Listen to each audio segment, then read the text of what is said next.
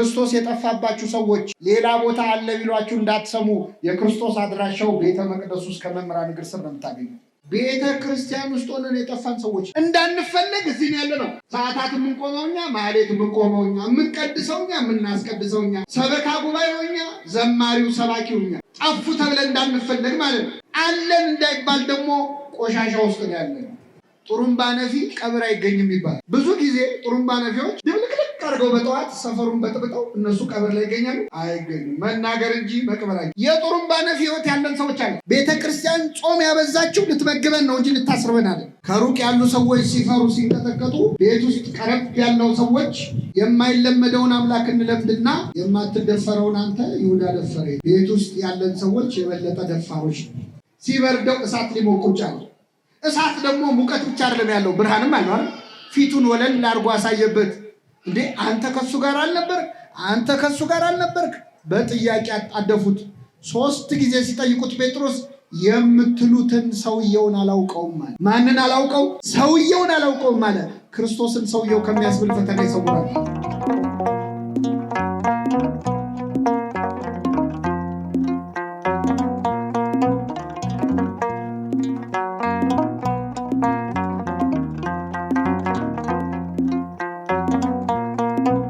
በአባቴ ቤት እንጀራ የሚተርፋቸው አገልጋዮች ስንት ናቸው? በሉቃስ ወንጌል ምዕራፍ 15 ከቁጥር 17 ላይ ተጽፎ የሚገኝ ኃይለ ቃል ነው። በዚህ ቃል ተነስተን እንማራለን። ለአባቶቻችን ለነቢያት፣ ለአባቶቻችን ለሐዋርያት፣ ለአባቶቻችን ለሐዋርያውያን አበው ለሊቃውንት በጉባኤያቸው ተገኝቶ ምስጢሩን ጥበቡን ገልጦ ያስተማረ አምላካችን እኛንም በቸርነቱ እንዲያስተምረን፣ እንዲመክረን፣ እንዲገስጸን የእርሱ ቅዱስ ፈቃድ ይሁንልን። እንግዲህ ምዕመናን፣ ጌታችን መድኃኒታችን ኢየሱስ ክርስቶስ በዚህች ምድር ላይ በተመላለሰበት በመዋዕለ ሥጋዌው በተለይም ዞሮ ባስተማረበት 3 ዓመት ከመንፈቅ ዞሮ ባስተማረበት በመዋዕለ ስብከቱ በሚያስተምርበት ጉባኤ ላይ ለመማር የሚመጡት ሰዎች አብዛኞቹ ልክ እንደኔና እንደናንተ ኃጢአተኛ ሰዎች ነበሩ። ክርስቶስ ሲያስተምር ጻድቃንን እየመረጠ ቅዱሳንን እየመረጠ አልነበረም የሚያስተምረው። በዚህ ምክንያት እርሱ በሚያስተምርበት ጉባኤ ላይ ዘማውያን፣ ወንበዴዎች፣ በኃጢአታቸው ምክንያት ሰው የሚጠላቸው ሰዎች በክርስቶስ ጉባኤ ላይ እየተገኙ ይማሩ ነበር። ጌታችን ይህንን በማድረጉ በዚያን ዘመን የነበሩ ጻፎችና ፈሪሳውያን ይቃወሙት ነበር። እንዴት ኃጢአተኛ ሰዎችን ታቀርባቸዋለህ? ለምን ከእነርሱ ጋር ትበላለህ ትጠጣለህ? እያሉ ክርስቶስን ይሰድቡት ነበር። እንዲያውም ለክርስቶስ ያወጡለት ቅጽል ስም የኃጢአተኞች ወዳጅ የሚል ነበር። የምን ወዳጅ? እና በዚህ አሁን በጠቀስኩላችሁ በሉቃስ ወንጌል ምዕራፍ 15 ላይ እንደተለመደው ክርስቶስ ኃጢአተኞችን ያስተምር ነበር። ለምን ተብሎ ሲጠየቅ የሚመልሰው መድኃኒት የሚያስፈልገው ለጤነኛ ሰው ሳይሆን ለምን አይነት ሰው? ለበሽተኛ ነው። እኔ ኃጢአተኞችን ለንስሐ ልጠራ መጣሁ እንጂ ጻድቃንን ልጠራ አልመጣሁም የሚል ነበር። አሁን በጠቀስኩላችሁ በሉቃስ ወንጌል ምዕራፍ 15 ላይ ክርስቶስ እንደተለመደው ኃጢአተኛ ሰዎችን ሰብስቦ ሲያስተምር፣ አይሁድም እንደተለመደው በክርስቶስ ላይ አጉረመረሙ ይላል። ልብንና ኩላሊትን ደግሞ ማን ይመረምራል? ክርስቶስ እግዚአብሔር ነው አይደለም? ስለዚህ የሰው ልቡን አውቆ ለምን ኃጢአተኞችን እንደሚቀበል፣ ለምን ከነርሱ ጋር እንደሚበላ እንደሚጠጣ መልስ ለመስጠት 3 ምሳሌዎችን ጠቅሶ አስተማረ።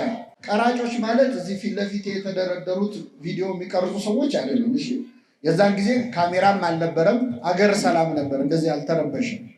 የዛኔ ቀራጭ የሚባሉት ምንድናቸው ካላችሁ፣ ቀረጥ እንዲሰበስቡ የሮም መንግስት የመደባቸው የመንግስት ባለስልጣናት ናቸው። እና እነዚህን ሰዎች አይሁድ በ2 ምክንያት ይጠሏቸው ነበር። አንደኛ፣ ህዝቡ መክፈል ካለበት ግብር በላይ እያስከፈሉ ድሃ የሚበድሉ ፍርድ የሚያጓድሉ ጨካኝ ሰዎች ስለሆኑ። ሁለተኛ በዛን ዘመን እስራኤላውያን በሮማውያን ቅኝ አገዛዝ ስር ነበሩ። ስለዚህ ቀረጥ የሚከፈለው ግብር የሚከፈለው ለሮማውያን ነበረ። ይህንን ለጠላት የሚከፈል ቀረጥ ደግሞ የሚሰበስቡት እነዚህ ቀራጮች ነበሩ። ስለዚህ እንደ ባንዳ ሰው ወይም ሀገሩን እንደ ካደ ሰው በጣም በአይሁድ ዘንድ የተጠሉ ነበሩ። መድኃኒታችን ኢየሱስ ክርስቶስ ደግሞ ይግረማችሁ ብሎ ከ12ቱ ሐዋርያት አንዱን ማቴዎስ ራሱ ቀራጭ ነበረ፣ ሐዋርያ አድርጎታል ማለት። ስለዚህ በጣም ሲበሳጩበት ክርስቶስ ኃጢአተኞችን እንደሚቀበል ለመናገር 3 ምሳሌዎችን አስተማረ። የመጀመሪያው ምሳሌ እንደዚህ ይላል። አንድ ሰው 100 በጎች ነበሩት ይላል። እረኛ ነው። በጎች አሰማርቶ ቀኑን ሙሉ ሲጠብቅ ነው ያለው እና ይህ እረኛ 100 በጎች ነበሩት። ቀኑን ሙሉ ፀሐይ ሲመታው በግ ሲጠብቅ ከዋለ በኋላ ማታ ወደ ቤት ገብቼ እስቲ አረፍ ልበል ብሎ እነዚያን 100 በጎች እየነዳ ወደ ቤቱ ሲመለስ ከ100 በጎቹ መካከል አንድ በግ እንደጎደለ አስተዋለ ይላል። ከ100 በግ አንድ ሲጎድል ስንት ይቀራል? ምመና ሂሳብ ላይ ችግር አለ እንዴ? ስንት ይቀራል? እና ከ100 በግ አንድ ሲጎለው አንዱን በግ ፍለጋ 99ኙን በጎች በቤቱ ተዋቸውና እዚያው በረቱ ዘጋባቸውና በጨለማ ወጣ ይላል። ያንን በግ ተራራ ወጥቶ ወርዶ ወንዝ ተሻግሮ ከብዙ ድካም በኋላ እኩለ ሌሊት ላይ ያንን በግ አገኘው። ባገኘው ጊዜ አነሳና በትከሻው ተሸከመው፣ ወደ ቤቱም ይዞት መጣ። ጎረቤቶቹንና ወዳጆቹን ጠርቶ የጠፋውን በጌን አግኝቼዋለሁና ከኔ ጋር ደስ ይበላችሁ አላቸው። እውነት እውነት እላችኋለሁ ንስሐ በሚገባ በአንድ ኃጢአተኛ ምክንያትም በሰማይ መላእክት ዘንድ ደስታ ይሆናል አላቸው። ይህ የመጀመሪያው ምሳሌ ነው። ክርስቶስ ሁለተኛ ምሳሌ ተናገረ። አንዲት ሴት ደግሞ 10 ድሪም ነበራት ይላል። ድሪም ማለት በመካከለኛው ምስራቅ ድርሃም ማለት ሳንቲም ነው፣ ገንዘብ ነው። አንዳንዶች ጌጥ ነው ብለው ተርጉመውታል። እኛ በሳንቲሙን ያዘው። 10 ሳንቲሞች ያሏት አንዲት ሴት ነበረች። ይቺ ሴት ከ10 ሳንቲሞች መካከል 1 ሳንቲም ጠፋባት። እሷም እንደ ባለ በጉ አንድ ነው ብላ አልናቀችው። በመጀመሪያ መብራት አበራች። ከዚያ ቤቷን ጠረገች። ከዛ ቤቷን ጠርጋ ቆሻሻውን ወደ አንድ ቦታ ከመረችው። ያንን ሳንቲም እዚያው ቤት ውስጥ ከቆሻሻው መካከል ፈልጋ አገኘችው ይላል። ከኔ ጋር ናችሁ ምዕመናን? አሁን እዚህ ጉባኤ ላይ እስቲ ከኪሳችሁ የ1 ብር ሳንቲም አሁን እንኳን ቀርቷል፣ ግን እንደው ቢኖራችሁ ከኪሳችሁ የ1 ብር ሳንቲም ቢጠፋ ቤት ስትደርሱ ያ ሳንቲም መጥፋቱን ብታውቁ መጥረጊያ ይዛችሁ ትመጣላችሁ? ልትጠርጉ ትመጣላችሁ? ከመጣችሁ ብሶባችኋል ማለት። ይህቺ ሴት ግን 1 ሳንቲም ነው ብላ ሳትንቅ ጠርጋ ከቆሻሻው መሃል አወጣችው። ወዳጆቿን ጠርታ የጠፋውን ሳንቲሜን እኮ አገኘሁት አለቻቸው ይላል። ስንተኛ ምሳሌ? ሁለተኛ። ክርስቶስ የመጨረሻ 3ኛ ምሳሌ ተናገረ። አንድ ባለጸጋ ሰው ደግሞ ነበረ አለ። ሀብት ንብረት የሞላው ትልቅ የእርሻ መሬት ያለው ብዙ ከብቶች ያሉት ብዙ ፈረሶች ብዙ አህዮች ያሉት በጣም ባለጸጋ ሰው ነበረ። ይህ ባለጸጋ ሰው የወለዳቸው ልጆች ግን 2 ልጆች ብቻ ነበሩ። ወንድ ልጆች 2 ልጆች ነው ያሉት። ሀብቱ ብዙ ነው፣ ልጆቹ ግን 2 ናቸው። የዚህን ሰውዬ የዚህን ባለጸጋ ሀብቱን የሚወርሱት እነማን ናቸው? መልሱልኝ። ልጆቹ ናቸው። ልጆች የአባታቸውን ሀብት የሚወርሱት መቼ ነው? አባታቸው ምን ሲሆን ነው? ይገርማቸዋል ምዕመናን። ከ2ቱ ልጆቹ መሃል ትንሹ ልጅ ቢያይ አባቱ አልሞታል ማለት ቢጠብቅ የሰውዬ ንቅንቃይ። ስለዚህ መጣና አባቱ እስኪሞት መታገስ አቅቶት አባቴ የሚደርሰኝን ገንዘብ አሁኑን ስጠኝና ልሄዳለሁ። አንድ ልጅ አባቱ በሕይወት እያለ ውርስ ከጠየቀ በተዘዋዋሪ ምን እየተመኘ ነው ማለት? ሞቱን ነው። የሚደርሰኝን ስጠኝና ልሂድ አለ። አባት እሺ አለ። ገንዘቡን የሚደርሰውን ገንዘብ ሰጠው። ይህ ልጅ አባቱ እስኪሞት ቢቆይ የአባቱን ሀብት ለ2 ይካፈል ነበር። አሁን ግን አባት በሕይወት ስላለ ለ3 ነው የሚደርሳቸው። 1/3ኛውን ከፈለና ሰጠው። ይህ ልጅ አባቱን ገንዘብ ልክ እንደተቀበለ ምን እንዳደረገ ታውቃላችሁ? ብን ብሎ ከዛች ሀገር ጠፋ፣ ወደ ሩቅ ሀገር ሄደ ይላል። በነገራችን ላይ እግዚአብሔር የማይሰጠን ለምን እንደሆነ ታውቃላችሁ? ሲሰጠን እንደምንጠፋ ስለሚያውቅ። አሁን በጣም ብዙ ሰው እንደው መድኃኒዓለም ውዬ የምገባበት አንድ ነገር ብቻ ስጠኝ አደራህን ብሎ ይለምናል። ሲሰጠው ግን ይጠፋል። ይህ ልጅ አባቱን ገንዘብ ይዞ ወደ ሩቅ ሀገር ሄደ። ሄዶ በአጭር ጊዜ የአባቱን ገንዘብ በትኖ ጨረሰ። መቼስ ያለፋህበት ገንዘብ እኮ ለማጥፋት ቀላል ነው አይደል? ስለዚህ ካገኘው ጋር በልቶ ካገኘው ጋር ጠጥቶ በአጭር ጊዜ አባቱን ገንዘብ በትኖ ጨረሰ። ገንዘቡ አለቀ። ገንዘቡ ሲያልቅ ደግሞ ጓደኞቹም አለቁ። መቼስ ገንዘብ ሲኖረንና ሳይኖረን የወዳጆቻችን ቁጥር እኩል ነው አይደለም። አብረው የሚበሉ የሚጠጡት በሙሉ ተለዩት፣ ባዶ እጁን ቀረ። ልክ ገንዘቡን ሲጨርስ ደግሞ ምን መጣ መሰላችሁ? እዛ ሀገር ላይ ታይቶ ተሰምቶ የማያውቅ ረሃብ ተነሳ። ከፍተኛ ረሃብ ተነሳ። ይህ ልጅ ወይ ቤት አልሰራ ወይ ንብረት አላፈራ፣ ባዶ እጁን ቀረ። ረሃብ ሲያሰቃየው አንድ ሰው ቤት ተጠግቶ መኖር ጀመረ። ያስጠጋው ሰው በነፃ አላኖረውም። ችግር የለውም ቤቴ ግባና ትኖራለህ፣ ግን ቀን ቀን አሳማዎች አሉኝ እነሱን ትጠብቃለህ። ይህ ልጅ ተንደላቆ ተሞላቆ ያደገ የባለጸጋ ልጅ ነው። የምን ጠባቂ ሆነ? አይሰማም። አሳማ እንግዲህ በግዕዝ ህሱም ማለት አስቀያሚ ነው። የመጨረሻ ቆሻሻ እንስሳ፣ እዛው የሚበላ እዛው የሚጸዳዳ በጣም የቆሸሸ እንስሳ ነው። ይህ ልጅ የአሳማ በረት ውስጥ ቀኑን ሙሉ ሲጠብቅ መዋል ጀመረ። በጣም የሚሸት በረት ውስጥ ማለት ግን የሚገርማችሁ ከሽታው በላይ ይህ ልጅ በጣም ያስቸገረው እንደሆነ ታውቃላችሁ? ረሃብ ነበር። በጣም ይርበው ነበረ። ከረሃቡ ጽናት የተነሳ አሳማዎቹ ከሚበሉት ምግብ ሊበላ ይመኝ ነበር ይላል። ምን ነው እንደው እንደነሱ ባደረገኝ ብሎ በአሳማ እስኪቀና አደረሰው። ይህን ጊዜ ወደ ልቡ ተመለሰ ይላል። እግዚአብሔር ሁላችንን ወደ ልባችን ይመልሰን። ምን አለመሰላችሁ? በአባቴ ቤት እንጀራ የሚተርፋቸው አገልጋዮች ስንት ናቸው አለ። እኔ እዚህ በረሃብ ልሞት ነው። እኔ እዚህ የአሳማ ምግብ እያየው የጎመጀው ነው። በዚህ ሰዓት በልተው ጠጥተው ጠግበው ለውሻ የሚሰጡ በልተው ጠግበው ምግብ የሚደፉ የአባቴ ቤት ሙያተኞች ስንት ናቸው? ስለዚህ አሁኑኑ ተነስቼ ወደ አባቴ ሄዳለሁ። እንዲህ እለዋለሁ፣ አባቴ ሆይ በሰማይና በፊት በደልኩ። በሰማይ እናት አባትን አክብር ባለ በእግዚአብሔር ፊት በአንተም ፊት በደልኩ። ከእንግዲህ ወዲህ ልጅህ ተብዬ ልጠራ አይገባኝም። ቤቱ ውስጥ ካሉት አገልጋዮች እንደ አንዱ አድርገኝ እለዋለሁ አለ። ተነስቶም ወደ አባቱ መጣ ይላል። ከኔ ጋር ናችሁ ምዕመናን? እግዚአብሔር ከሁላችን ጋር ይሁን። አባቱም ገና ከሩቅ ሳለ አየውና አዘነለት። ገና ብቅ ሲል ሲያው አዘነለት። ወደ እርሱ ሮጠና አቀፈና ሳመው። ልጁም አባቴ ሆይ ልጅ ልባል አይገባኝም አለ።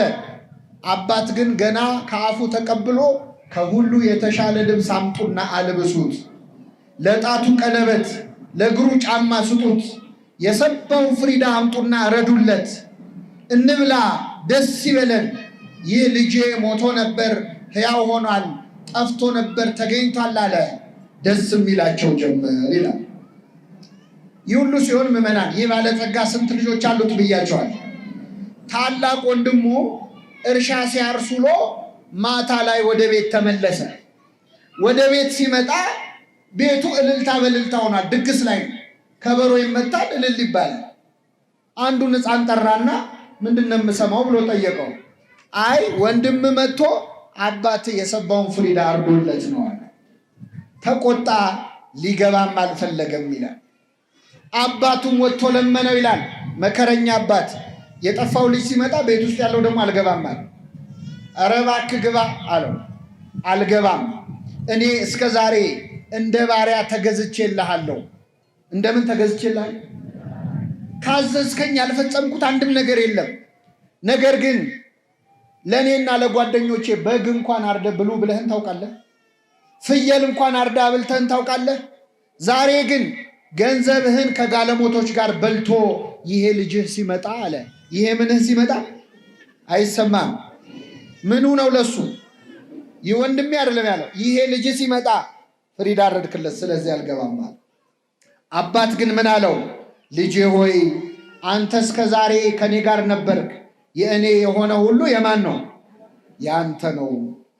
ነገር ግን ይህ ወንድምህ ሞቶ ነበር፣ ሕያው ስለሆነ፣ ጠፍቶ ነበር ስለተገኘ ደስ ሊለን ሐሴትም ልናደርግ ይገባናል አለው ይላል። ስለ ቃሉ አምላካችን ስም የተመሰገነ ይሁን። ስንት ምሳሌዎች ነገርኳችሁ? መጀመሪያ የጠፋው ምንድን ነው? ጅብ ነው። ሁለተኛው ሳንቲሙ ላይ ነቃ አላችሁ፣ ምንድን ነው? ሁለተኛው ምንድን ነው? ሶስተኛው ሰው ነው። የሚገርማችሁ የሉቃስ ወንጌል ምዕራፍ 15 አሁን ያነበብነው መድኃኒታችን ኢየሱስ ክርስቶስ ከተናገራቸው ምሳሌዎች ሁሉ እጅግ ወርቃማው ምሳሌ ነው። የሌሎች ምሳሌዎች አክሊል ነው፣ ዘውድ ነው። እንደውም አንዱ ሊቅ ምን አለ? መጽሐፍ ቅዱስ ቢጠፋ ራሱ ይህንን ምዕራፍ ወስዶ መጽሐፍ ቅዱስን ድጋሚ መጻፍ ይቻላል። እዚህ ውስጥ በጣም ብዙ ትምህርት አለ። ምስጢረ ሥላሴ አለ፣ ምስጢረ ሥጋዌ አለ፣ ምስጢረ ቁርባን አለ፣ ምስጢረ ትንሣኤ አለ፣ ነገረ መላእክት አለ፣ ብዙ ነገረ ድህነት አለ። ሁሉን ለመማር ጊዜያችንም እውቀታችንም አይፈቅድልንም። እኔ እንደው አንድ ክርስቲያን ከአምላኩ ከእግዚአብሔር ተለይቶ እንዴት ይጠፋል የሚለውን ብቻ ልንገራችሁ። የመጀመሪያ ላይ የጠፋው በግ ነው፣ እንስሳ ነው። ሁለተኛ የጠፋው ዕቃ ነው። ሶስተኛ የጠፋው ምንድን ነው? ሰው ነው። ሰው ሆነን ከአምላካችን ተለይተን ልንጠፋ እንችላለን? እንችላለን በኃጢአት። አንዳንዴ ደግሞ ኃጢአታችን ሲበዛ ከሰውነት ክብር ወርደን እንደ እንስሳ የምንሆንበት ጊዜ አለው አይደል? ሰው ክቡር ሆኖ ሳለ አያውቅም እንደሚጠፉ እንስሳት መሰለን እንደሚል ማለት። አንዳንዴ ደግሞ ሰው ከእንስሳም ያንሳል። በእውነት ባለንበት ዘመን እኮ ሰው ከእንስሳ ያነሰበት ዘመን ማለት ነው። እንስሳት የማያደርጉትን ነገር ሰዎች እያደረጉት ነው። ጆሮ የሚከብድ ዜና እንሰማለን በየቀኑ፣ ለጆሮ ጭው የሚያረግ። እንስሳ እንስሳን አይበላም፣ ሰው ግን ሰውን እየበላ ነው። ስለዚህ ከሰውነት ክብር ወርደን እንደ ዕቃ ልንሆን እንችላለን። እግዚአብሔር ምን አደረገ? ይህ ሰውዬ ይህ ባለ ታሪክ የጠፋበትን በግም ፈለገው፣ ሰውንም ፈለገው፣ ዕቃውንም ፈለገው። እንደ ሰው ብትጠፉ እፈልጋችኋለሁ፣ እንደ እንስሳ ብትሆኑ እፈልጋችኋለሁ፣ እንደ ዕቃ የማትጠቅሙ ብትሆኑ ምን እላችኋለሁ? ይፈልገናል። እግዚአብሔር ሁላችንን ይፈልገን። ፈላጊውን ስታዩት መጀመሪያ ላይ እረኛ ነው። ሁለተኛው ላይ ሴት ነው፣ እናት ነው። ሶስተኛው ላይ አባት ነው። የሁላችን አባት ማን ነው? ምዕመናን አይሰማም? አባታችን እሱ ነው። ኢትዮጵያዊ ሊቅ ቅዱስ ያሬድ ደግሞ ኧረ አባት ብቻ አይደለም ይላል። አንተ አቡነ አንተ እምነ፣ አንተ አባታችን ነህ፣ አንተም እናታችን ነህ። እግዚአብሔር እናትም ነው አባትም ነው። ታላቁ ሊቅ አለቃ ኪዳነ ወልድ ክፍሌ ደግሞ አይ የለም እግዚአብሔር እናት አባታችን ብቻ እንኳን አይደለም አያታችንም እሱ ነው ይላል። ምናችን? ለምን? እግዚአብሔር በመጽሐፍ ቅዱስ ራሱን በዶሮ በወፍ መስሎ ይናገራል።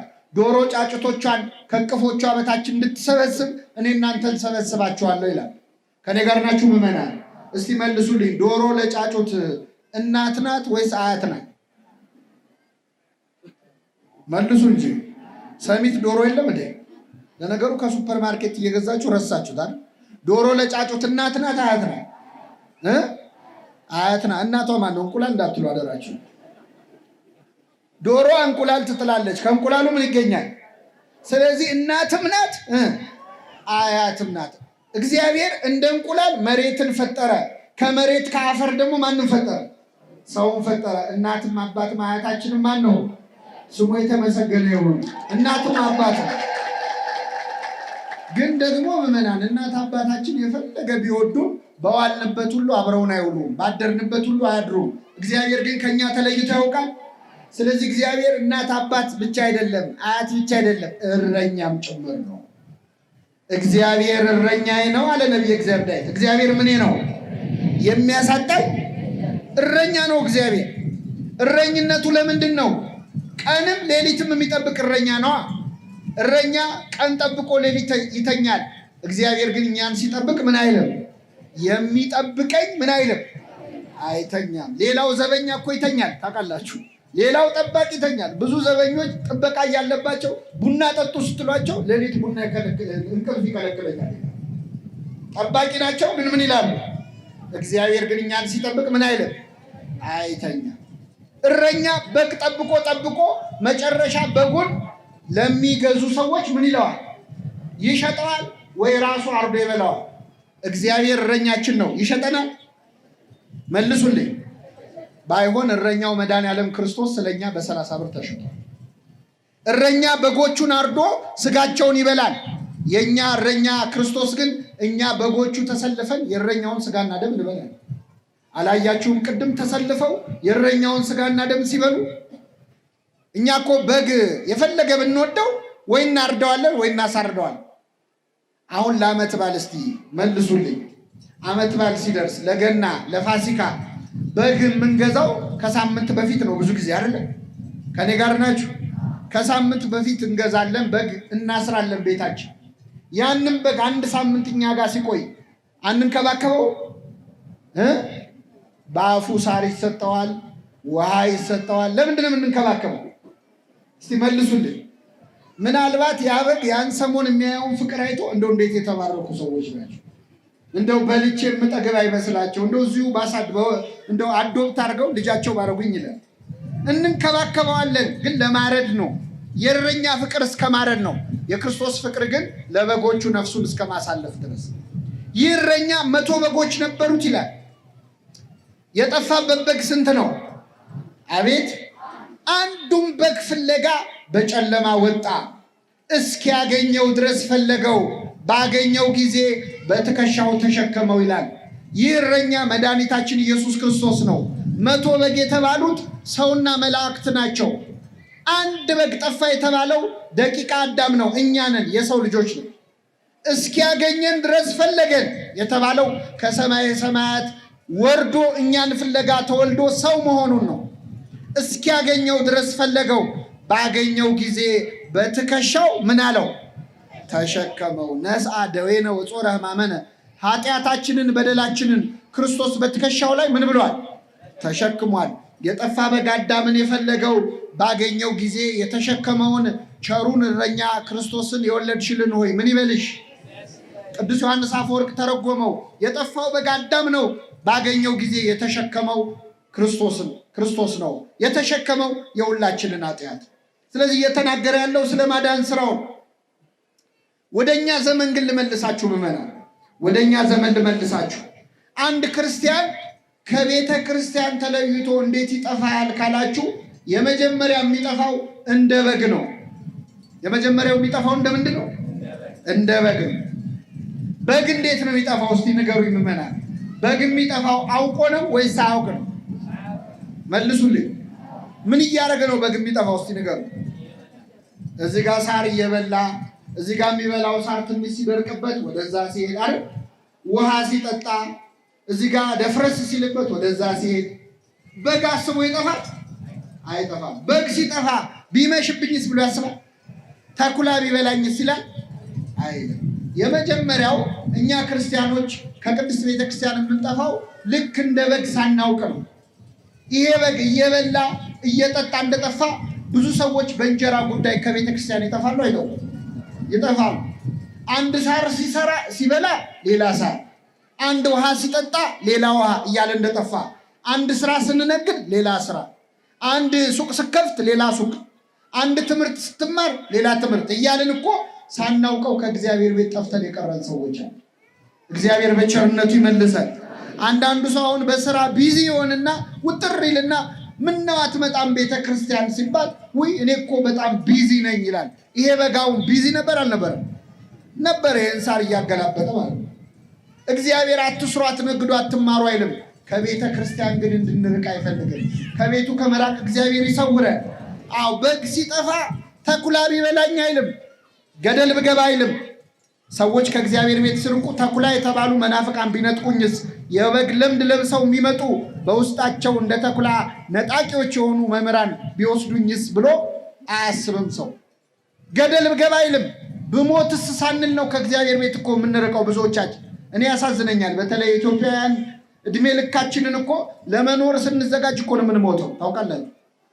ለመኖር ስንዘጋጅ ቤት ለመስራት መኪና ለመግዛት እንደው የሆነ ህይወት ለመጀመር ስንዘጋጅ እንሞታለን። የነፍሳችንን ነገር ትተን ስጋችን ላይ ብቻ ስንሮጥ ማለት እና እንዲህ የጠፋነውን እግዚአብሔር በቸርነቱ ይመልሰን። ምን አደረገ? ፍለጋ ወጣ እግዚአብሔር ይላል። አንድ ሰው ጠፋ ብሎ አይንቅም እግዚአብሔር። ፍለጋ ወጣ፣ እስኪያገኘው ድረስ ፈለገው። እስቲ ድምፃችሁን ከፍ አድርጋችሁ ይህን ቃል ከኔ ጋር ድገሙ። እስኪያገኘው ድረስ ፈለገው። እግዚአብሔር የሚፈልገን ምን እስኪለን ነው? አዎ፣ እስኪ ደክመው አይልም፣ አይደክመው። እስኪ ሰለቸው አይልም፣ አይሰለቸው። ምን እስኪለን ነው የሚፈልገን? እስኪያገኝ። ባገኘው ጊዜ አነሳና በትከሻው ምን አለው? ይሄ ደግሞ በጣም ይገርማል። እስቲ አሁን ፀሐይ ላይ ነው ያላችሁት፣ ቃለ እግዚአብሔር እየሰማችሁ ነው። የበረከት ያርግላችሁ።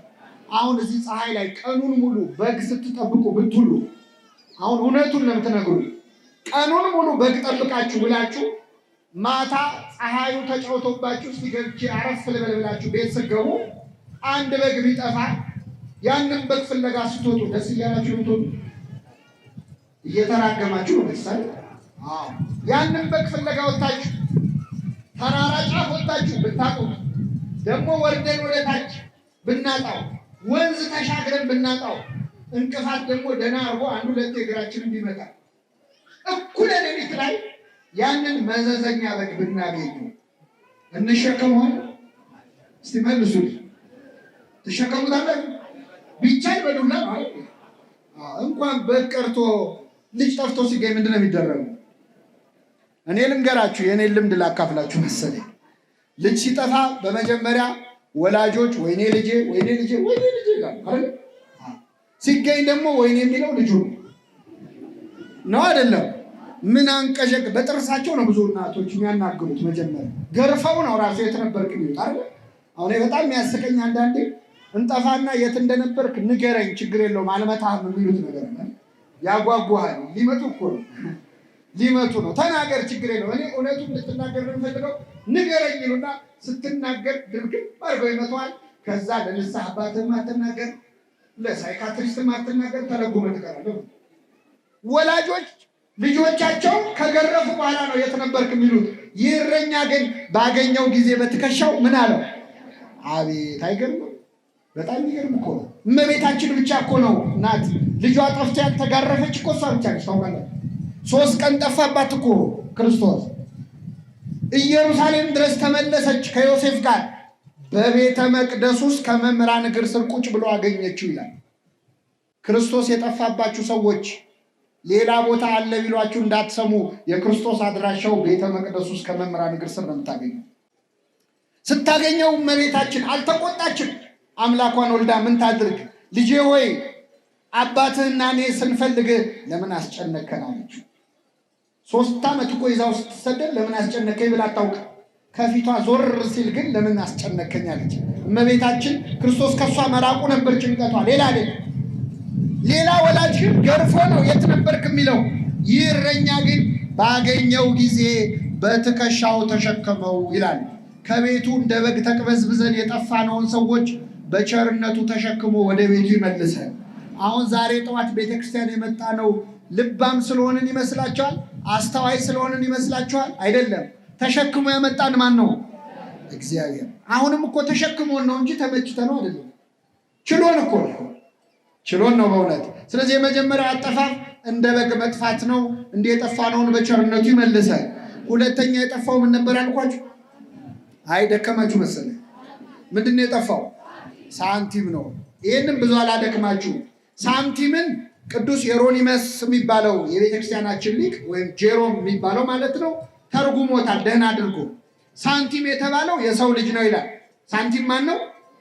ለምን በየሀገራቱ በተለይ ንጉሥ ባለበት ሀገር ሳንቲም ላይ የንጉሱ መልኩ አብሮ ይቀረጽ። የኛ የሁላችን ንጉሳችን ማን ነው? ንጉሳችን ማን ነው? እኛ የማን ሳንቲም ነን? መልኩን እኛ ላይ አትሟል። ንግበር ሰብአ በአርአያነ ወበአምሳሊነ ብሎ ገና ሲፈጥረን ሰውን በመልካችን እንፍጠር ብሎ እላያችን ላይ መልኩን አትሞብናል። ስለዛ ግን በኃጢአት ስለቆሸሽን ነው እንጂ ሁላችን ላይ የእግዚአብሔር መልክ አለ። ስለዚህ እኛ የማን ገንዘቦች ነው? ስለዚህ የጠፋው ሳንቲም ሳይሆን ሰው ነው ማለት። ይቺ ሴት ምን አደረገች? ሳንቲሟ ጠፋባት። ሳንቲሟ ሲጠፋ በመጀመሪያ መብራት አበራች። ከዛ ቤቷን ጠረገች። ከዛ ሳንቲሙን እዚያው ቤት ውስጥ ከቆሻሻው መሃል አወጣችው። በጉ ከቤተ ክርስቲያን የጠፉ ሰዎች ናቸው። ሳንቲሙስ ምንድን ነው ካላችሁ፣ ይህ ሳንቲም ጠፍቷል፣ ግን ያለው ቤት ውስጥ ነው። ቤት ውስጥ ነው ያለው፣ ግን ምን ብሏል? ጠፍቷል። ሁለተኛ የጠፋ የሚባለው ምን እንደሆነ ታውቃላችሁ? ቤተ ክርስቲያን ውስጥ ሆኖ የጠፋ ሰው። አሁን እኛ ብዙ ጊዜ የጠፉ ሰዎች ሲባል ቅዳሴ የማያስቀድሱ፣ ሰዓታት የማይቆሙ፣ ማህሌት የማይቆሙ፣ ሰበካ ጉባኤ የማይከፍሉ፣ ሰንበቴ የማይጠጡ፣ እንዲህ ጠዋት የማይገኙ፣ ጉባኤ የማይካፈሉ ይመስሉ እሱ ምድብ አንድ ጠፊዎች ይባላሉ። እነሱ ምን ይባላሉ? ምድብ አንድ ነው። ምድብ ሁለት ማን እንደሆነ ታውቃላችሁ? ቤተ ክርስቲያን ውስጥ ሆነን የጠፋን ሰዎች ነው። እንዳንፈለግ እዚህ ያለ ነው። ሰዓታት የምንቆመው እኛ፣ ማህሌት የምንቆመው እኛ፣ የምንቀድሰው እኛ፣ የምናስቀድሰው እኛ፣ ሰበካ ጉባኤው እኛ፣ ዘማሪው ሰባኪው እኛ። ጠፉ ተብለን እንዳንፈለግ ማለት ነው። አለን እንዳይባል ደግሞ ቆሻሻ ውስጥ ነው ያለን። ቆሻሻ ኃጢአት ውስጥ፣ ቆሻሻ ክፋት ውስጥ፣ ዘረኝነት ውስጥ፣ ጥላቻ ውስጥ። አሁን እግዚአብሔር እኮ ጨነቀው በእውነት እንዳያስወጣን እንዳይተፋን ፈጥሮናል። እንዳይወጣን ደግሞ ለብ ብለናል። በራድ ወይም ትኩስ ብትሆን መልካም ነበር፣ እንዲያው ለብ ስላልክ ከአፌ ልተፋ ነው ይላል። እንደዚህ ከመጥፋት እግዚአብሔር በቸርነቱ ይሰውረን። አያችሁ፣ እዚህም ሆኖ መጥፋት አለ ለካ። እንደኔ እዚህ እንደቆምኩት ቃሉን ቆሞ እየሰበኩ መጥፋት አለ፣ እያስተማሩ መጥፋት አለ። እና ቤት ውስጥ ሆኖ መጥፋት በጣም አስቸጋሪ ነው። ሌላውን እያስተማሩ ንስሐ ግቡ እያልን ንስሐ ማንገባ፣ ታረቁ እያልን ቂመኞች። ከኔ ጋር ናችሁ ምዕመናን? ጥሩምባ ነፊ ታውቃላችሁ? አታው? ጥሩምባ ነፊ ቀብር አይገኝም ይባላል። ብዙ ጊዜ ጥሩምባ ነፊዎች ድብልቅልቅ አድርገው በጠዋት ሰፈሩን በጥብጠው እነሱ ቀብር ላይ ይገኛሉ?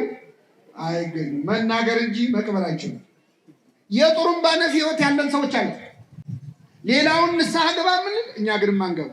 ሌላውን ታረቅ ምንል፣ እኛ ግን ቂመኞች። ልክ እንደ መርፌ አሁን ብዙ ቀዳዳ ይሰፋል፣ እላዩ ላይ ግን አንድ ቀዳዳ አለች። እሷን ይሰፋል?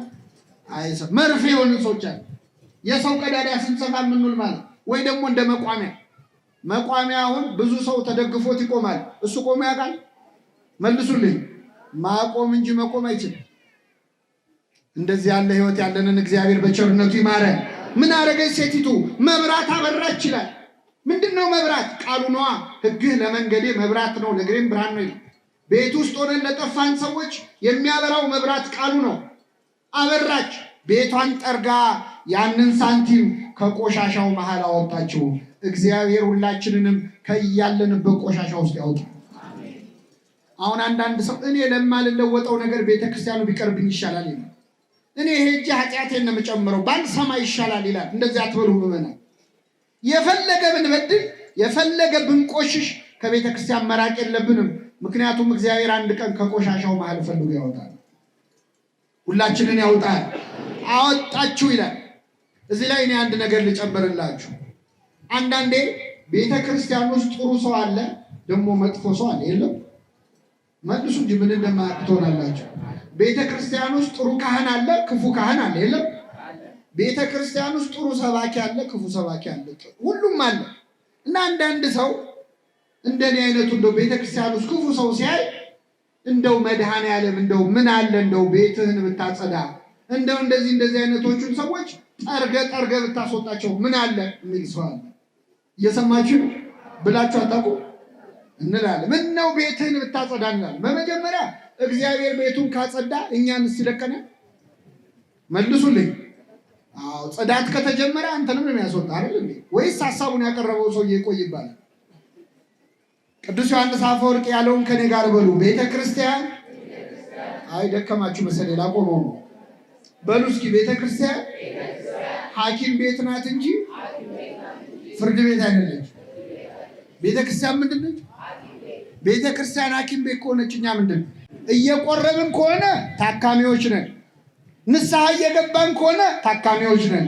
አለዚያ ግን ምንድን ነው? አይሰማም። አሁን የዛሬው ሰባኪ ደግሞ በጠዋት መጥቶ በሽተኛ ነን እንዳትሉ። እኔም በሽተኛ ነኝ። በነገራችን ላይ እኔም በሽተኛ። ታዲያ በሽተኛ ከሆንክ ለምን ቆመህ ትሰብካለህ ካላችሁ፣ በሽተኞችም እኮ ሆስፒታል ውስጥ ትንሽ ሲቆዩ እንደ ዶክተር ያደርጋቸዋል አይደል? ነው አይደለም? የእነሱ መርፌ ለሌላ ሲያዛሉ እና አሁን እኛ ትንሽ ቀድመን የገባን በሽተኞች ነን። እግዚአብሔር ሁላችንንም ይማረን። ስለዚህ በሽተኛ ለበሽተኛ እንደሚያዝን ኃጢአተኛ ለኃጢአተኛ ማዘን አለበት። አሁን እኛ ችግሩ ምን መሰላችሁ? እኛ የምንሰራውን ኃጢአት ራሱ ሌላ ሰው ሲደግመው በጣም ነው የምንናደድ። ኮፒራይቱ ምን ይሁን አላውቅም። እኛ የምንሰራውን ኃጢአት ሰው ሲደግመው ደስ አይለን። እኔ ቀላል ምሳሌ ልስጣችሁ። አሁን እዚህ ጉባኤ መሀል እየተማራችሁ መሀላችን ያለ አንድ ሰው ሞባይል ቢጮ ስልኩ ቢጮ ምን ትላለህ? አይ እንደው ሰው ምን አለ እንደው ቤተክርስቲያን መጥቶ እንኳን ስልኩን ስነ ስርዓት አይዝም እንደው እንላለን። የእኛ ስልክ ከጮኸ ግን የስራ ጉዳይ አስቸኳይ የቤተሰብ ጉዳይ አይገርም? በጣም ይገርማል እኮ ብዙ ሰዎች በነገራችን ላይ በእንዲህ አይነት ነገር ነው ከቤተክርስቲያን የሚሸሹ እና አብረን የሰራውን ኃጢአት እንኳን እኮ እንተዛዘባለን። እርስ በርስ የምንፈርደውን ያህል ስላልፈረደብን ስሙ የተመሰገነ ይሁን። ስለዚህ ምን አለ ቅዱስ ዮሐንስ አፈወርቅ? በሽተኞችን የሚያክሙባት ሐኪም ቤት ናት ቤተክርስቲያን። አንዱ ለአንዱ ማዘን ያለብን ናት እና ጠርጋ አስወጣ አይባልም። ይህ ሳንቲም ተጠርጎ ቢሆን ኖሮ ይገኝ ነበር እንዴ? አይገኝም። የተገኘው የት ስላለ ነው? ቤት ውስጥ ስላለ ነው። ሁላችንም በቤት ያጽናን። አንዳንድ ሰው ደግሞ ቤተክርስቲያን ውስጥ ክፉ ሰው ሲያይ ሰበብ ፈልጎ የሚወጣ ሰው አለ። ሁለተኛ አልመጣም የሚል እኔ የአባ ገሌን መስቀል አልሳለምም የሚሉ ሰዎች አሉ። መስቀሉ የማን ነው? የእግዚአብሔር ነው። የክርስቶስ መስቀል አንድ ኃጢአተኛ ካህን ቢይዘው ይረክሳል? አይረክስም። ካህኑ ይቀደስ ካልሆነ እንኳን ካህን ሰይጣን ቢይዘው አይረክስም። እና አንዳንድ ሰው ሰበብ ነው የሚፈልገው። ቄሱ እንዲያደረገ ዲያቆኑ እንዲያደረገ እያለ ከቤተክርስቲያን መውጣት ነው የሚፈልገው። ከኔ ጋር ናችሁ? አሁን እየተማርን ከላያችን አውሮፕላን ሲመላለስ ነበር። እንደው ያርግልንና ለሁላችን እንደው እዚህ ያለው ህዝብ በሙሉ በአንድ አውሮፕላን ተጭኖ ኢየሩሳሌም ቤት ደስ ይላቸው ያላችሁ ያርግልን። እና አሁን እንደው በረራው ላይ እንውሰዳችሁ። እየሄድን እያለ አውሮፕላኑ ላይ ምግብ ምናምን የሚያቀርቡ የሚያስተናግዱ ሰዎች አሉ አይደል? አውሮፕላን ውስጥ እንደው ቢገላምጧችሁ ቢያመናጭቋችሁ እዛ አውሮፕላን ውስጥ ወራጅ አለ ትላላችሁ? መልሱልኝ። አንጀት እያረረ ቁጭ ነው የምትለው አይደል? አዎ፣ በረራው እስኪጠናቀቅ ቁጭ ትላለህ። ቤተክርስቲያን እንደ አውሮፕላኑ ናት። ምዕመናን የምትወስደን ወደ መንግስተ ሰማያት ነው። አስተናጋጆቹ እኛ አገልጋዮቹ ነን። የእኛን ጸባይ አይታችሁ ወራጅ አለ አትበሉ ባካችሁ። ሁላችንን መንግስተ ሰማያት ለማረፍ ያብቃል። ወደ መጨረሻው ልምጣላችሁ። ሶስተኛ የጠፋው ሰው ነው። መጀመሪያ የጠፋው በግ ነው። ከእግዚአብሔር ቤት የራቁ ሰዎች ናቸው። ሁለተኛው ሳንቲም ነው። ቤት ውስጥ ሆነን ያለን መስሎን የጠፋን ሰዎች ነን። ሶስተኛው ልጅ ነው። የአባቱን ገንዘብ ስጠኝ ብሎ አውቆ የጠፋ ነው። ከዚህች ኦርቶዶክሳዊ ተዋሕዶ ቤተክርስቲያን ከዚህ መቅደስ ከዚህ አገልግሎት አውቀው የወጡ ሰዎች አሉ። ይህ ልጅ አባቱ ቤት ቁጭ ብሎ አንዴ ውሃ ቅዳ፣ አንዴ እንጨት ፍለጥ፣ አንዴ ከብቶቹን መልሳቸው፣ በጊዜ ግባ መባል ሰልችቶት ነው የወጣው። ከዚህች ኦርቶዶክሳዊ ተዋሕዶ ቤተክርስቲያን ጾም ሰልችቷቸው፣ ጸሎት ሰልችቷቸው፣ ምንኩስና ከብዷቸው የወጡ ሰዎች አሉ የሉም? እግዚአብሔር ይመልሳቸው። ጾም ሰልችቷቸው የወጡ አሉ። በመሰረቱ ጾም እኛም ብዙም ትወዳላችሁ? ጾም እስቲ መልሱ። ጾም ትወዳላችሁ? ትወዳላችሁ? እሺ መልሱልኝ ሳትዋሹ። ጾም ሲወጣ ነው ሲገባ ነው እንኳን አደረሳችሁ የምትባባሉ? አንወሻሽ። እንደው ፈገግ ብላችሁ እንኳን አደረሰሽ የምትሉት መቼ ነው? ሲወጣ ነው። ቅዱስ ያሬድ ምን ይላል? ሐዘን ለአብዳን ወትፍሲት ለጠቢባን። ጾም ለጠቢባን ደስታ ናት፣ ለሰነፎች ግን ሐዘን ነች። ጾም እኮ የስጋ ረሃብ አይደለም፣ የነፍስ ጥጋብ ነው። ቤተክርስቲያን ጾም ያበዛችው ልትመግበን ነው እንጂ ልታስርበን አይደለም። እና ይህ ልጅ ቤት ውስጥ መታዘዝ ሰልችቶት እንደወጣ ትእዛዝ ሰልችቷቸው የወጡ አሉ። እግዚአብሔር በቸርነቱ ይመልሳቸው። ሄደ፣ የሚፈልገውን ደስታ ግን አላገኘም። ገንዘቡን በትኖ ጨረሰ ይላል። ከቤተ ክርስቲያን ስትወጣ ሰላም ያለ ደስታ ያለ መስሎ ትወጣለህ፣ ግን ወጥተህ የምፈልገውን ደስታ አታገኝ። ገንዘብህን ጸጋህን በትነህ ትጨርሰዋል። እግዚአብሔር ጸጋችንን ከመበተን ይሰውረን። አቤት ምን የመሳሰለ ጸጋ ያላቸው ሰዎች ከዚች ቤተክርስቲያን ሲወጡ እኮ ጸጋቸው ብንድ ብሎ ጠፍቶ እነሱ ናቸው ወይስ አይደሉም ማለት ደረጃ ላይ ደርሰን። ምን የመሰለ ድምፅ የነበራቸው ድምፃቸው የትገባ ያልናቸዋል። ምን የመሰለ ስብከት፣ ምን የመሰለ ሀብተ ፈውስ የነበራቸው ወጥተው ባዶን የሆኑት። እግዚአብሔርን አተህ የምታስቀረው ሀብት ሊኖር ይችላል? አይችልም። ወጥቶ ከመቅረት እግዚአብሔር ይሰውረን። እና ይህ ልጅ ወደ ልቡ ተመለሰ ይላል። ምን አለ? በአባቴ ቤት እንጀራ የሚተርፋቸው አገልጋዮች ስንት ናቸው አለ። ከኔ ጋር በሉ፣ በአባቴ ቤት እንጀራ የሚተርፋቸው አገልጋዮች ስንት ናቸው? እሺ፣ አባታችን ማን ነው? እግዚአብሔር። የአባታችን ቤት ማን ናት? የአባታችን ቤት ሙያተኞች ደግሞ እነ ቅዱስ ጊዮርጊስ ናቸው። እንጀራ የሚተርፋቸው ሙያተኞች፣ ከራሳቸው አልፎ ለሌላው የሚያማልዱ፣ ከራሳቸው አልፎ ለእኛ የሚጸልዩ፣ በረከታቸው ለእኛ የሚተርፍ የአባታችን ቤት ሙያተኞች ቅዱሳኑ ናቸው። እመቤታችን ናት። ጻድቃን ሰማዕታት ናቸው። ቆርሰው ለእኛ ለምግባር ድሆቹ የሚሰጡት በረከት ያላቸው ማለት እና ተነስቼ ወደ አባቴ ሄዳለሁ፣ ልጅ ልባል አይገባኝም እለዋለሁ አለ። ተነስቶም ወደ አባቱ መጣ ይላል። ይህ ልጅ በጣም ይደንቃል። አሳማ ሲጠብቅ ነበር። ልብሱ ቆሽሿል። ገላዬን ልታጠብ ልብሴን ልቀይር ሳይል ከነ ሽታው ተነስቶ ወደ አባቱ መጣ። አንዳንድ ሰው ወደ ቤተ ክርስቲያን ና ሲባል የለም ቆይ የማስተካክለው ነገር አለኝ፣ አሁን ጥሩ አይደለም ህይወቴ ቆሽሻለሁ ይላል። የሚያስተካክለን ማን ነው? እግዚአብሔር ነው። የሚያጥበን እሱ ነው። ሰው አያጥብህም፣ እግዚአብሔር ነው የሚያጥብህ። እጠበኝ ከበረዶ ይልቅ ነጭ ሆናለሁ ነው ያለው። ስለዚህ ተነስቶ ወደ አባቱ መጣ። ወደ አባታችን በንስሐ ለመምጣት ያብቃል። እንዳየው አዘነለት። እግዚአብሔር ያዝንልናል። ሩቅ ሆነን አይቶ ያዝንልናል። ወደ እርሱ ሮጠና አቀፈና ሳመው። የሮጠው ልጅ አይደለም አባት ነው። መሮጥ የነበረበት ማን ነው? ልጅ በእርምጃ አባት በሩጫ። እግዚአብሔር እኛን ይቅር ለማለት የሩጫ ያህል ነው የሚቸኩለው። እኛ ግን ይቅር በለን ለማለት የእርምጃ ያህል ነው የምንጎተተው። እግዚአብሔር ይቅር ማለት ሳይሰለቸው እኮ እኛ ይቅር በለን ማለት ሰለቸን። እሱ ምህረት ማድረግ ሳይሰለቸው እኛ ማረን ማለት ሰለቸን። ሮጠና አቀፈና ሳመው። የራበው ለምግብ የጠማው ለመጠጥ እንደሚቸኩል ክርስቶስ ይቅር ለማለት ይቸኩላል ይላል አባ ጊዮርጊስ ዘጋስጫ። አቀፈና ሳመው። ከሁሉ የተሻለ ልብስ አምጡና አልብሱት፣ ለጣቱ ቀለበት ለእግሩ ጫማ ስጡት፣ የሰባውን ፍሪዳ ረዱለታል። እግዚአብሔር ይቅር በለኝ ብለህ ስትመጣ የት ከርመህ መጣ ብሎ አይጠይቅህም። ገንዘቤን የታደረከው አይልህም። ምን ስትሰራ ከረምክ አይልህም። ከሁሉ የተሻለ ልብስ አምጡና አልብሱት ብሎ የቀደመ ጸጋህን ይመልስልሃል። የሁላችንን ጸጋ ይመልስልን። አው ፍሪዳ ረዱለት አለ። ቀለበት አርጉለት። አሁን ቀለበት ምግብ አይደል መጠጥ አይደል፣ ምን ያደርግለታል? ማህተም ነው። ድጋሚ በንብረቴ ላይ ይዘዝበታል። ይቅር በለኝ ብለህ ከመጣ ድጋሚ የመንግስቱ ወራሽ ያደርጋል። የሰባውን ፍሪዳ ረዱለት አለ። እግዚአብሔር ቤቱ ለሚመጡ ሰዎች ፍሪዳ ያርድላቸዋል። ምንድነው ፍሪዳ ካልከኝ? ስጋውና ደሙ ነዋ። ሌላ ምን ፍሪዳ? የራሱን ስጋ የራሱን ደም ፍሪዳ አድርጎ ይሰጠናል። ይህን ልጅ የተቀበለ አምላክ ሁላችንን ይቀበላል። አሁን ስተርከው በጣም ቀላል ነው። እዚህ መሀል እስኪ ወላጆች አላችሁ። እኛ ብንሆን አሁን ስንት ዓመት ለፍተን ያፈራነውን ንብረት ልጃችን ገንዘባችንን ሄዶ አፈርድም ያብልቶ በአጭር ጊዜ በትኖ ሮጦ ነው ቤት ውስጥ ከስቶ ጠቁሮ ቆሽሾ ባዶ እጁን ቢመጣ ሮጠን አቅፈን እንስመዋለን? መልሱልኝ ወላጆች፣ ትስሙታላችሁ? እኔ ልንገራችሁ እንደምታረው የሀገራችን ባህል ደስ የሚለው መጀመሪያ አቅፈን እንስመዋለን፣ ችግር የለውም። እግዚአብሔር በኃጢአቴን ያመጣብኝ ናገባ፣ ችግር የለውም በልናገባ ብሎ እናስገባለን። መቼስ ጣት ቆሰለ ተብሎ ምን አይል አንዴ ወልጅ ያለው ፈጣሪ በኃጢአቴን ያመጣብኝ በልናገባ ብለን እናስገባለን። አስገብተን ግን አንለቀው።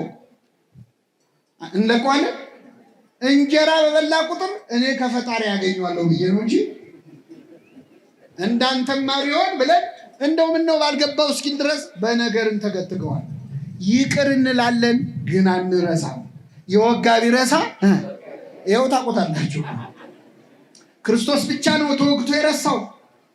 እዚያው መስቀል ላይ ገና ሚስማሩ ከእጁ ሳይወጣ የሚያደርጉትን አያውቁምና ገና እኮ ሚስማሩ እጁ ውስጥ ነው ያለው።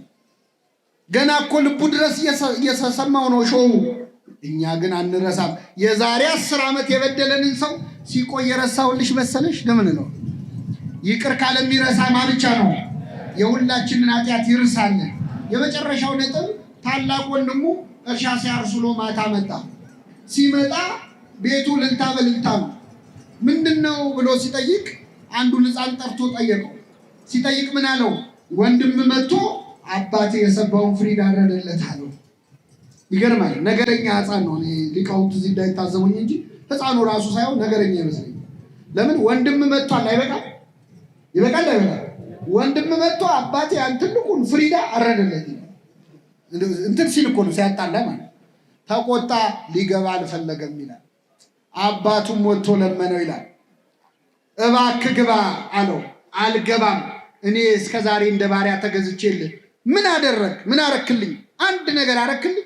ዛሬ ግን ገንዘብን ከጋለሞቶች ጋር በልቶ ለመጣ ልጅ ይህን ፍሪዳ አረድክለት? አልገባም አለ። በጣም ይገርማል። እንደዚህ አይነት ሰዎች አለን ቤተክርስቲያን ውስጥ ሆነን ምን አገኘው ብንል፣ ይህንን ህንፃ እኛን ያሰራ ነው፣ ይህንን አጥር እኛን ያስገነባ ነው፣ ይህን ቤተ መቅደስ እኛን እንዲያደርግ ነው፣ ምን አገኘን የሚሉ ሰዎች አሉ። እግዚአብሔርን አገልግሎ የሚወድቅ ሰው አለ? ቤተክርስቲያንን በማለታችሁ የምትከስሩ እንዳይመስላችሁ። የኔ የሆነ ሁሉ የማን ነው አለ? ያንተ ነው። አንተ ስለ ፍየል ታወራለህ፣ አንተ ስለ ጠቦት ታወራለህ። የኔ የሆነ ሁሉ የማን ነው? እግዚአብሔርን አገልግሎ ባዶ የሚቀር አለ? የለም። ይህ ልጅ አባቱን ማገልገሉ ራሱ ቆጭቶት። ሁለተኛ የወንድም ፍቅር የለውም። እንደ ወንድሙ ከስቶ ጠቁሮ ይሆን እስቲ ሊየው እንኳን አላለም። ጭራሽ ገንዘብህን ከጋለሞቶች ጋር ሲበላ ከረመ አለ። አሁን ከጋለሞቶች ጋር ይብላው ከመነኮሳት ጋር ይብላው አይቷል? አላየም። ያው በግምት ነው።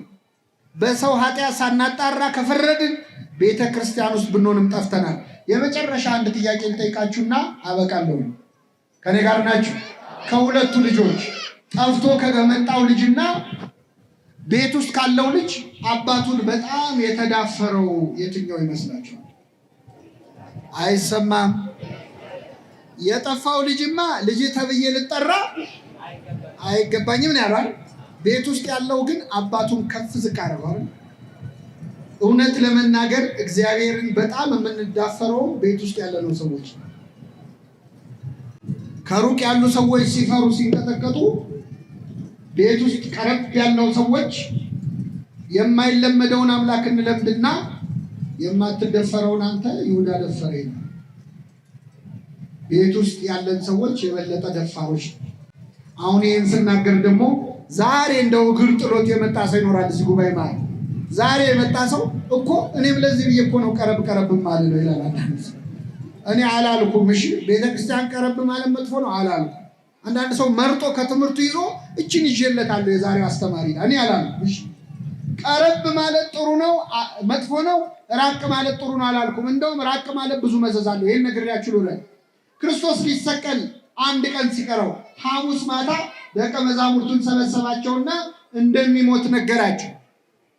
ሲነግራቸው ከደቀ መዛሙርቱ መካከል ለእምነትም ለክደትም ለጥያቄም ለመልስም ፈጣን አለ ቅዱስ ጴጥሮስ። ተነሳና እንዲህ አለ ጴጥሮስ፣ ጌታ ሆይ በሉ እስኪ ሌሎች ሁሉ ቢክዱ እኔ አልክድህ።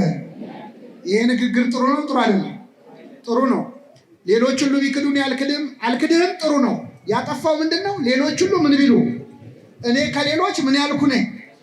የተሻልኩ ነኝ ብሎ ራሱን ከፍ አደረገ። ርቱ ሃይማኖት የተባለ የቤተክርስቲያናችን ሊቅ በ13ኛው ክፍለ ዘመን ምን ይላል? ጴጥሮስ ሆይ እኔም አልክድህም ወንድሞች የማይክዱህም ብትል ምን አለበት? አንተ ግን ራስህን ብቅ እነሱ ዝቅ አደረግ። ስለዚህ እነሱ ሳይክዱት አንተ ካድከው ይላል። ይህን ጊዜ ጌታ ዶሮ ሳይጮህ ስንቴ ትክደኛለህ? ኧረ በፍጹም ምን ሲደረግ ሶስቴ እኔ አላደርገውም ማለት ተገዘተ ጴጥሮስ። አሁን ይገርማቸዋል። ጌታን ለመያዝ ወደ ጌቴሴማኒ የመጣው ሰራዊት 10,000 ወታደር፣ አንድ ጭፍራ ማለት 10,000 ሲመጡ ጴጥሮስ ጌታን ለማስጣል ፈልጎ ሰይፍ አነሳ። በእውነት ቅዱስ ጴጥሮስ በረከቱ ይደርብን። ጌታን በጣም ስለሚወደው ነው እንጂ ምንም እኮ እሱ ችሎታ የለውም። 58 ዓመቱ ነው በዛ ጊዜ። በ58 ዓመቱ ጌታውን ሊያስጥል ሰይፍ አነሳና ውጊያ ጀመረ። እስቲ ሰው እንደው አንድ ጥይት ይዞ ጦር ሜዳ ይሄዳል? ጴጥሮስ ግን ፍቅሩ እኮ ነው። አንድ ሰይፍ ይዞ ውጊያ ጀመረና የሊቀ ካህናቱን ባሪያ የማልኮስን ጆሮውን ቆረጠው። ሊቃውንት እንደሚነግሩን ጴጥሮስ የሰደደው ለአንገቱ ነበረ፣ ግን የሥራ ልምድ ስለሌለው ምኑ ቆረጠው? ጆሮውን ቆረጠው።